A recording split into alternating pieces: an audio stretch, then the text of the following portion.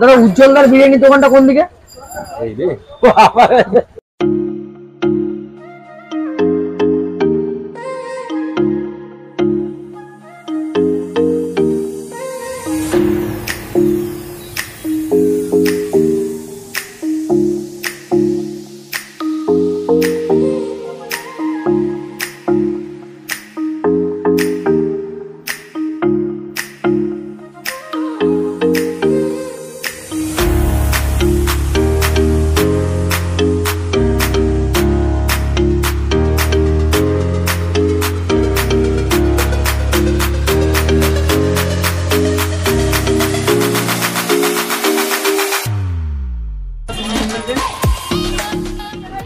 দীর্ঘ প্রতীক্ষার অবসান হয়ে গেছে। ফাইনালি এতক্ষণ সময় পরে আমরা কিন্তু পেয়ে গেছি উজ্জ্বলদার অর্থাৎ মেগা ফাস্টফুড সেন্টারের বিরিয়ানি।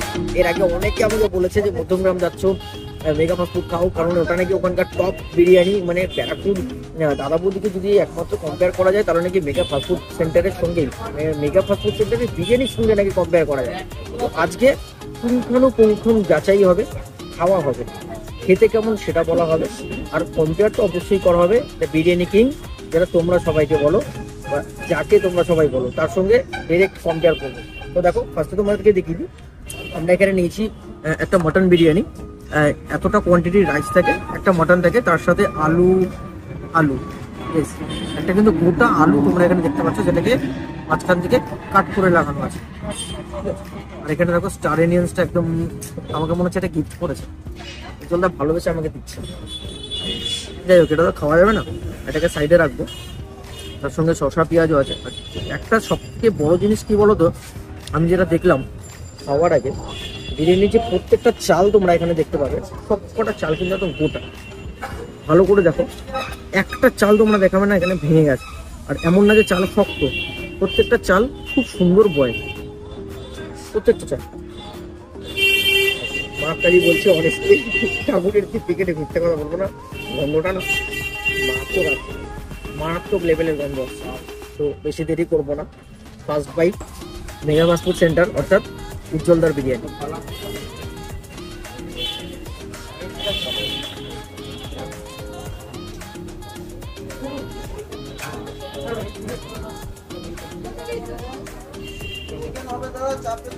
আমি আরেকটু খাবো, তারপর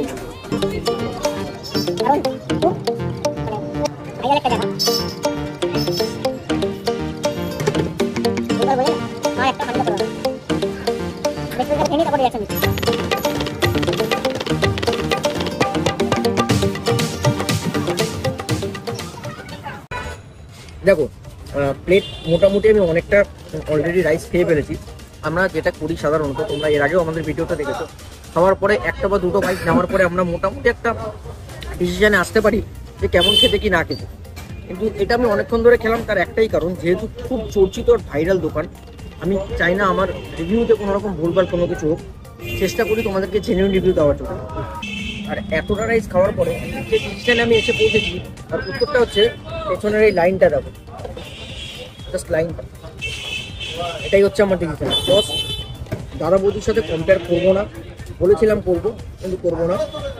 তবে মধ্যমগ্রামের একটা অন্য বিরিয়ানি আছে যার ভিডিও এর আগে আমরা করেছিলাম, তোমরা দেখেছো, আমি তার সাথে যদি কম্পেয়ার করি তাহলে আমি বলবো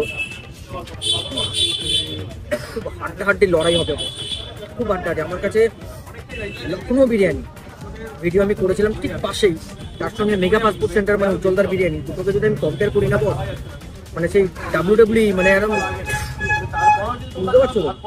খাওয়া হলো, ওটা আলুটা দেখা যাক নাকি, যথারীতি এরকম সাইজের একটা যদি আলু দেয়, সেটার বিরিয়ানির মধ্যে আলু থাকে না। আমরা বিরিয়ানিতে কি খুঁজে পাই সেটা তোমরা কমেন্ট বক্সে জানো।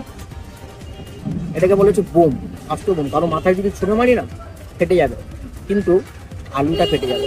তার কারণ আলুর সফটনেসটা দেখো বস, জাস্ট পুরো ব্রাউন কালারের পেঁয়াজ রসে ডোবানো আলু। ও খাবো, কোনো কথা বলবো না, খাবো।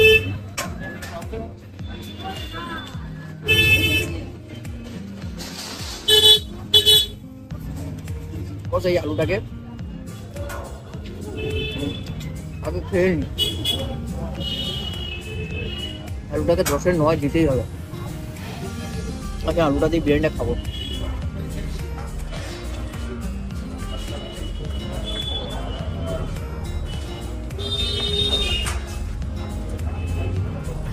আলুটা দিয়ে বিরিয়ানিটা না অন্য লেভেলে নিয়ে চলে আসছে, অন্য লেভেলে। তো আলু আর বিরিয়ানি তো শেষ করলাম, এবার দেখা যাক 200 টাকা দাম নিচ্ছে, আসল জিনিসটা কি দিচ্ছে গাইস। এটা যদি তোমাদেরকে সামনে থেকে আমি না দেখাই না, নাইনসাফি হয়ে যাবে তোমাদের সঙ্গে। পুরো রেওয়াজি, পুরো রেওয়াজি। মাটনটা দেখো গাইস, ও মাই গড, মাটনটা দেখছো? জাস্ট দেখো, আমি কিন্তু একটাই হাত ইউজ করছি, আমি কিন্তু ডবল হাত ইউজ করছি না। দেখো সফটনেসটা, দেখো দেখো দেখো,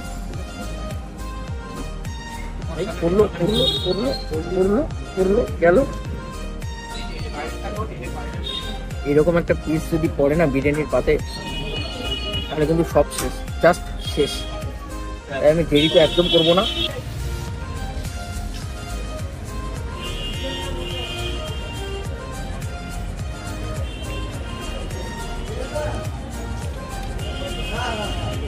মটনটা জাস্ট 10 আউট অফ 10। মটনটা নিয়ে কোনো কথা বলবো না।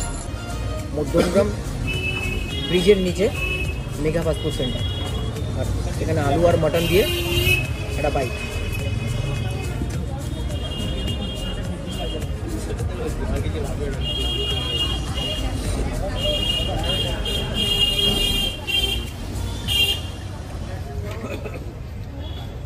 সব কিছু কিন্তু এখানে শেষ বস।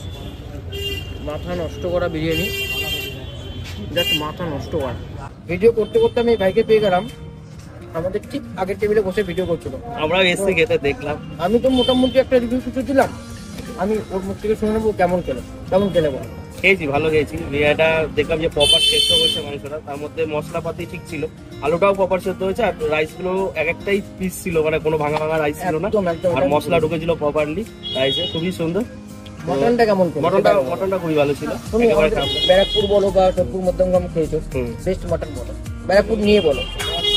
বলতে তুমি যদি ওই দিক দিয়ে কম্পেয়ার করো না, তো বলবো ঠিকঠাক, এটা ওই লেভেলে কিন্তু ঠিকঠাক ঠিকঠাক, তাই ঠিকঠাক। তো মটনটা কিন্তু আমার কাছে মধ্যমগ্রামেরই আরেকখানা ঠিক পাশে, তুমি একটুখানি এগিয়ে দেখবে লখনৌ বিরিয়ানি রয়েছে, ওদের তো বিরিয়ানি কোয়ালিটি যথেষ্ট ভালো। আচ্ছা, কিন্তু উজ্জ্বলদার বিরিয়ানি আমি ফার্স্ট খাচ্ছি, অনেস্টলি বলছি মটনটা কিন্তু জাস্ট টু মাছ লেগে হতে পারে, একটু ভালো রয়েছে, মটনটা ভালো রয়েছে, টু মাছ লেগে ভালো, ঠিকঠাক, খারাপ। আমি খেতে থাকি, আর যারা যারা ওকে চেনো না, ওর চ্যানেলের নামটা আমি বলে দিচ্ছি, বন্ধুচল ব্লগ। ওর নাম সুশান্ত, খুব ভালো ব্লগ করে, ঠিক আছে, খাবার জেনুইন রিভিউ দেয়। তোমরা যারা যারা দেখোনি, এখনই চ্যানেলটা যাও ভিজিট করো, আর তাড়াতাড়ি দাদার চ্যানেলটা সাবস্ক্রাইব করতে হবে, তারপরে কি আমার চ্যানেলে যেও, অসুবিধা নেই।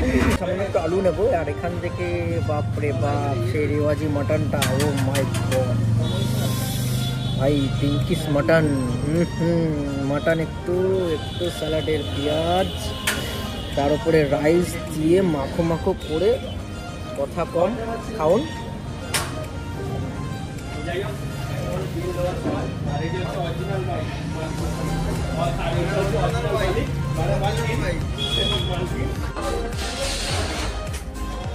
তো দেখো গাইস, এখানে মটনটা আমার শেষ হয়ে গেছে, আমি চাপ নিয়েছি একটা, ক্যানটা না চিকেন চাপ, যাই হোক চিকেন লেগ পিস, এইরকম সাইজের একটা লেগ পিস, দাম মাত্র 80 টাকা। গ্রেভিটা দেখো, লোভ লাগুক তোমাদের লোভ। আমি গ্রেভিটা একটু নেবো, বিরিয়ানিতে রাখবো, বিরিয়ানি দিয়ে মাখবো, মেখে তারপর মুখে চালান করে দেবো।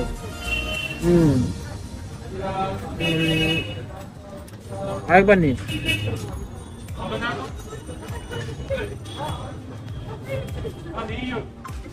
না, বিরিয়ানি দিয়ে চিকেন চাপের গ্রেভিটা একদম ভালো লাগছে না আমার।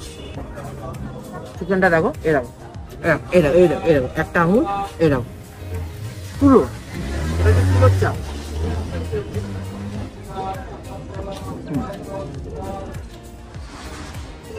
আমি যদি বলো শুধু চাপ রিভিউ করতে, আমি বলবো একটা পারফেক্ট চাপ, পারফেক্ট দাম, 80 টাকায় এইরকম কোয়ালিটির চিকেন চাপ, চিকেন লেগ পিস এরকম সাইজের একটা, আর এত বড় সাইজের একদম ঠিকঠাক দাম দিচ্ছে বল।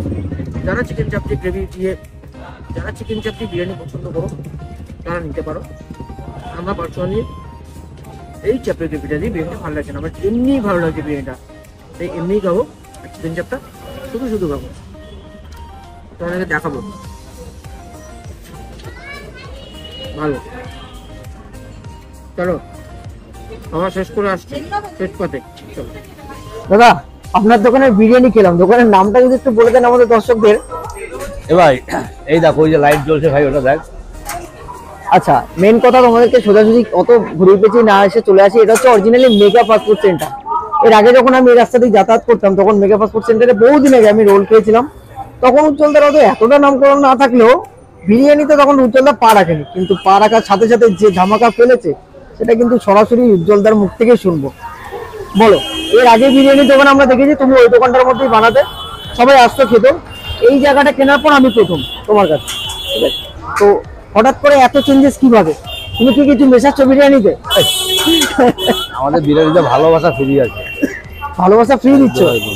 আচ্ছা, এটা ভালোবাসাটা কি সবার জন্য না শুধু ক্যামেরা আনলে? না না না, তুমি ক্যামেরা ভিডিও করো, দেখো আচ্ছা, যে সবাই খেয়ে শান্তি পাচ্ছে কিনা, যে তৃপ্তি করে খেতে পারছি কিনা, তারপর তুমি আমার মনে যে প্রবলেমটা এর আগে আমরা ফেস করেছিলাম যে ওখানে দাঁড়িয়ে খেতে হতো, ওটা একটা সত্যি জেনুইন প্রবলেম ছিল। কিন্তু আজকে তুমি এই যে সিটিং কাউন্টারটা তোমরা সবাই দেখতে পাচ্ছ, ভেতরেও জায়গা আছে, তোমরা এর আগে ভিডিওতে দেখেছো, ঠিক আছে? এটা কিন্তু প্রায় কম করে 50 জনের কাছাকাছি একসাথে বসতে পারবে, ঠিক আছে? 50 জন আরামসে বসতে পারবে। এরপরে কি কোনো প্ল্যান আছে এটাকে না বাড়ানো? না, এটা নিয়ে ভাই আমি সুখী অনেক, আর কিছু কারণ নেই চিন্তা এর থেকে বাড়াবাড়ি কিছু নেই? আর কিছু চিন্তা ভাবনা নেই, এগুলি পরে। মধ্যমগ্রামের টপ বিরিয়ানি কে এখন? এটা আমরা কি করে বলি, কারা বলবে? এটা তো বললো মানুষ যেখানে খেয়ে ভালো লাগে সেখানে যায় ভাই, একদম বাস্তব কথা। তাই না? তোমার দোকানে যদি কেউ আসতে চায় কিভাবে আসবে, অ্যাড্রেসটা? এই যে 3 নম্বর প্ল্যাটফর্ম নেমেই আমাদের দোকান। বাই রোড আসতে চাইলে? রোড আসলে 70 থেকে যদি আসে তো 70 থেকে সোজা স্টেশনের কাছে চলে আসবে। এখানে আসলে কাউকে জিজ্ঞাসা করলে তারপর দোকানের তো নাম আসে, দেখা যায়। তোমার কোনো ফোন নাম্বার আছে? ওই বলতে যে নাম্বারটা রোডে যে নাম্বারটা রয়েছে সেটাই। কোনোদিন দোকান বন্ধ? আপাতত নেই। এবার কখনো হয়তো বাজারে কেউ মারা গেল বা কোনো বাংলা বন্ধ, ভারত বন্ধ, এরকম তখন বন্ধ হয়, তখন বন্ধ, আদারওয়াইজ বন্ধ নেই। তো ফাইনালি খাওয়া দাওয়া শেষ করে দাদার সঙ্গে মোটামুটি কথা বলা শেষ। তোমরা জেনে নিলে কিভাবে তোমরা আসবে। বাই স্টেশন আসলে মধ্যমগ্রাম স্টেশনের 3 নম্বর প্ল্যাটফর্ম থেকে নিচে নেমে যাবে। বাই রোড যদি আসো সোদপুর থেকে সোজা চলে আসবে মধ্যমগ্রাম ব্রিজের একদম নিচে। দাদার সঙ্গে কথা বলে পুরো ডিটেলসটা জেনে নিলাম। আর আরো একটা জিনিস, এখানে কিন্তু আনলিমিটেড রাইস আর আনলিমিটেড আলু, যেটা আমার অন্ততপক্ষে যতক্ষণ হাঁড়িতে থাকবে ততক্ষণ তুমি খেতে পারবে। নিয়ে গেলে কিন্তু নয়, এখানে বসে খেতে হবে, তবেই আনলিমিটেড রাইস আর আনলিমিটেড আলু। 200 টাকা প্রাইসের মধ্যে আমি জানি না উজ্জ্বলদা কিভাবে দিচ্ছে না বস। সাপোর্ট করো, ভালো লাগলে খাও, খেয়ে বলে যাও। যদি কোনো কমপ্লেন থাকে সেটাও সরাসরি উজ্জ্বলদাকে জানিয়ে দাও, এটা আমার কথা না, এটা কিন্তু দাদারই কথা। আজকের মতো ভিডিওটা এখানেই শেষ করছি। দেখা হচ্ছে এরকমই কোনো নতুন একটা ভিডিওতে। চ্যানেলে থাকতে থাকো, ভালোবাসা দিতে থাকো, শুধু আমাকে একা নয় দাদাকে সাথে নিয়ে। টাটা।